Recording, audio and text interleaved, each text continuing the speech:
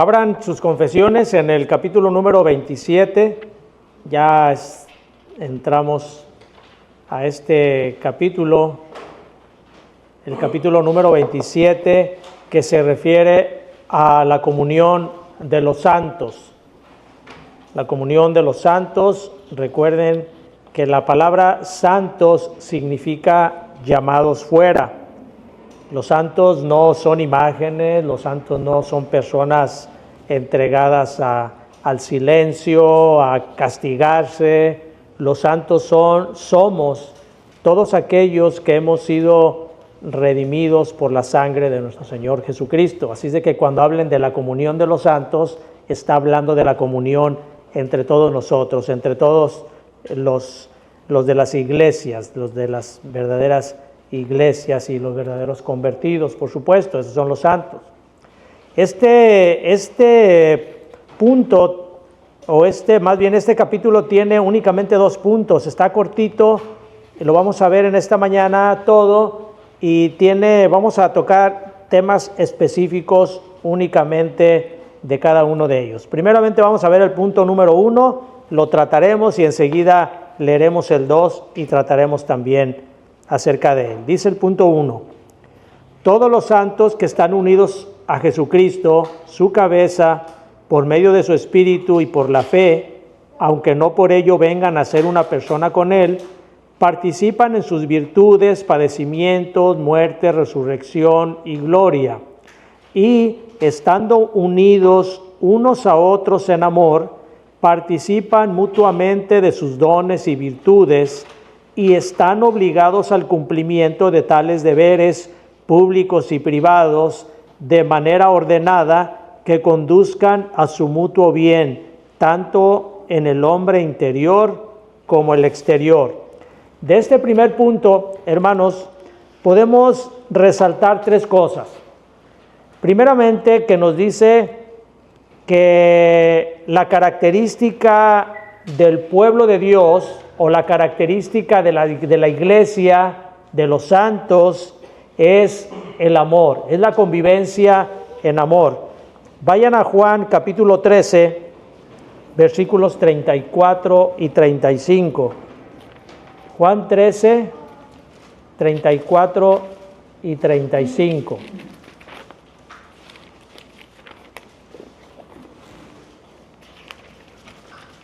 Juan 13, 34 y 35 dice: un mandamiento nuevo os doy, que os améis unos a otros, como yo os he amado, que también os améis unos a otros. En esto conocerán todos que sois mis discípulos, si tuviereis amor los unos con los otros. Entonces, la primera enseñanza que nos da esta parte de la confesión es el amor que debe de profesarse debemos de profesarnos cada uno de nosotros como iglesia. Esta es una característica que el Señor Jesucristo nos manda, o más bien es un mandato que el Señor Jesucristo nos da y que a nosotros nos caracteriza o nos debería de caracterizar ante la gente de afuera y por supuesto entre nosotros mismos. La Escritura nos habla y nos dice también, el mismo Juan en una de sus cartas nos dice que si no amamos a los hermanos a los que vemos, ¿cómo vamos a amar a Dios al que no vemos? Y eso es cierto. En nosotros debe de haber un amor reflejado en cada uno de nosotros hacia nosotros mismos. Ese es el punto que trata, entonces, uno de los puntos que trata aquí en este párrafo la confesión. También esta parte nos habla acerca de que nosotros debemos, como miembros de la iglesia, debemos utilizar nuestros dones, los dones que Dios nos ha dado, debemos de utilizarlos para la edificación de cada uno de los hermanos. Todos nosotros tenemos dones, hemos recibido dones. Y cada uno de nosotros tenemos algo que aportar para la iglesia. Es necesario que cada uno de nosotros veamos cuál es el don que Dios nos ha dado y que lo utilicemos para edificarnos unos mutuamente con otros. Nadie de aquí, hermanos, nadie somos autosuficientes en el servicio al Señor. Nadie podemos ser todólogos. Todos tenemos algo que el Señor nos ha dado, pero es necesario que eso que el Señor nos da lo utilicemos para la edificación de nosotros mismos. Vayan a Primera de Pedro, capítulo 4, versículo 10.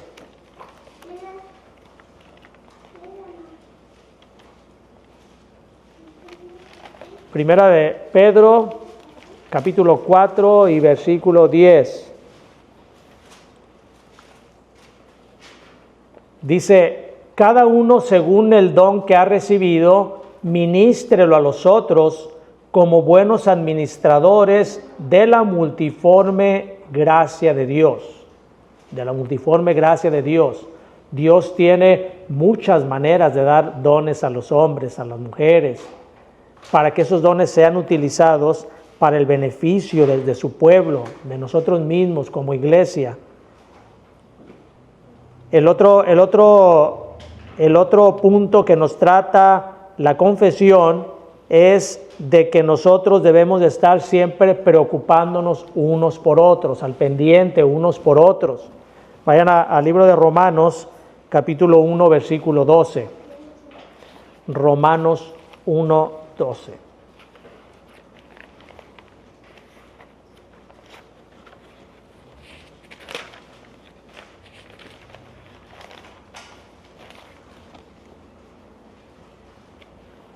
Dice aquí el apóstol Pablo, dice, vamos a tomar desde el 11, dice, porque deseo veros para comunicaros algún don espiritual a fin de que seáis confirmados. Esto es para ser mutuamente confortados por la fe que nos es común a vosotros y a mí. Una de las características del pueblo de Dios, de los cristianos, es que debemos nosotros de estar siempre al pendiente de cada uno de nuestros hermanos. Siempre hay necesidades en nosotros y qué bueno es que algún hermano se acerque a nosotros para confortarnos en momentos de tribulación, para ayudarnos en alguna necesidad. Todo eso también, hermanos, es una característica del pueblo santo de Dios. Vayan ahí a Romanos, ahí mismo en Romanos, capítulo 12, versículos 10 al 13. Romanos 12, del 10 al 13.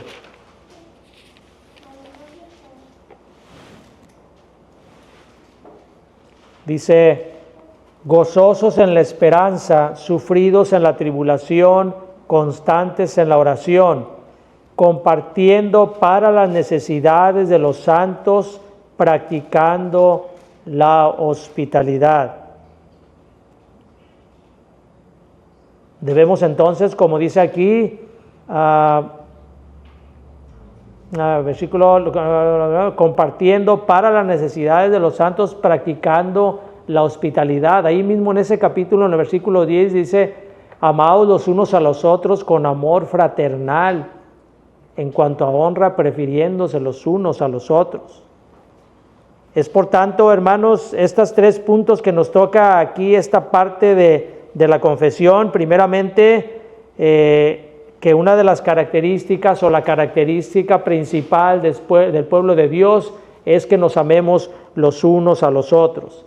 Reflejar ese amor como un testimonio ante la gente de afuera. Lo siguiente que nos enseña es que debemos usar los dones que hemos recibido de Dios para ministrarnos a nosotros mismos, al pueblo.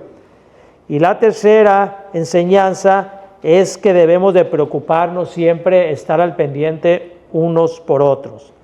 Vamos a ver el punto número 2 también, trae 2 enseñanzas ahí importantes para nosotros como pueblo de Dios. Dice el punto 2, los santos por su profesión están obligados a mantener entre sí un compañerismo y comunión santos en la adoración a Dios y en el cumplimiento de los otros servicios espirituales que tiendan a su edificación mutua, así como a socorrerse los unos a los otros en las cosas externas según sus posibilidades y necesidades.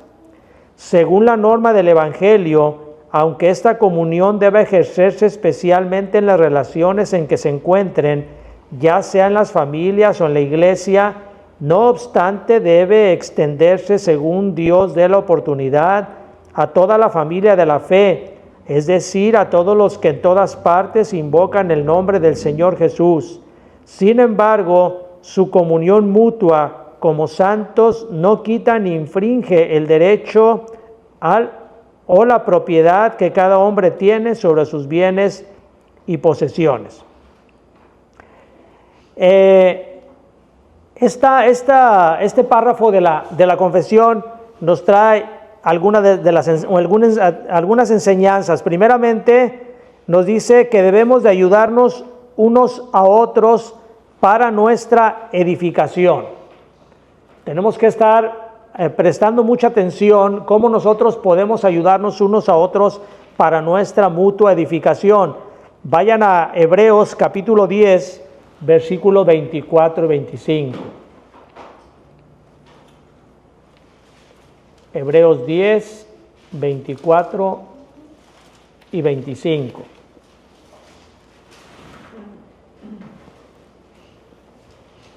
Dice: y considerémonos unos a otros para estimularnos al amor y a las buenas obras, no dejando de congregarnos como algunos tienen por costumbre, sino exhortándonos, y tanto más cuando veis que aquel día se acerca.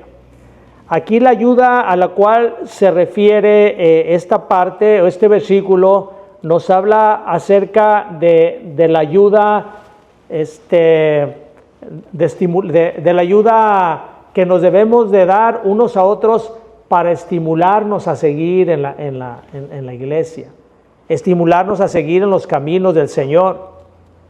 Por eso lo que dice aquí dice: considerémonos unos a otros para estimularnos al amor y a las buenas obras y no dejarnos de congregarnos. Muchas veces nuestra fe puede estar decayendo o nos pueden estar atrayendo algunas otras situaciones que nos estén afectando nuestra entrega a Dios. Y es necesario aquí, hermanos, que nosotros estemos estimulándonos unos a otros. Que no dejemos que los hermanos o las hermanas comiencen a irse por otros lugares y que vayan perdiendo el interés en la iglesia, sino por el contrario, que estemos nosotros siempre vigilantes acerca de cómo está la condición espiritual de aquel hermano y estarnos animando, estimulándonos unos a otros. El siguiente punto que nos trae aquí la confesión es que debemos ayudar a los hermanos en sus necesidades. Esto ya lo vimos también en el punto anterior, pero aquí se va un poquito más allá la confesión y nos dice, pero no únicamente en las necesidades de los hermanos de la iglesia, sino que cuando hay oportunidad, también ayudar a los hermanos de otras iglesias, siempre los hermanos de la fe. Vayan a Hechos capítulo 11, Hechos 11, versículos 29 y 30. Hechos 11,